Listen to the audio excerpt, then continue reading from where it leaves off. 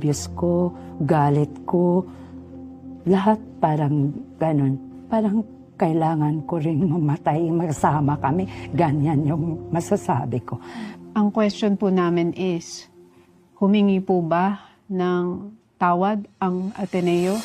Inintay ko pa po yung pagdating nila doon, nasamahan ako nila, dadamayan nila ako, sasabihin nila, Mami, patawad talaga, ganyan talaga nangyari.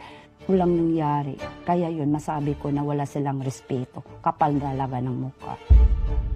Galing pa yung anak ko doon sa Aurora.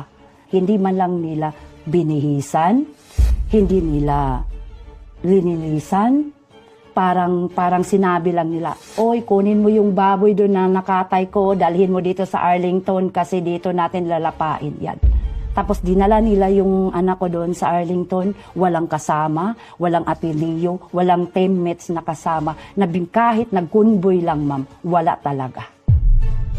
Pero in your part, napatawad nyo na po ba sila sa nangyari sa anak ninyo? Wala nga silang respeto, ma'am. Patawarin mo pa agad-agad. Respeto lang yung gusto kong kunin sa kanila. Hindi mo talaga mapatawad ka agad-agad yung mga taong walang respeto sa'yo. Alang-alang ng anak ko, lalaban talaga ako sa pinapakita nila. Kasi wala silang respeto talaga.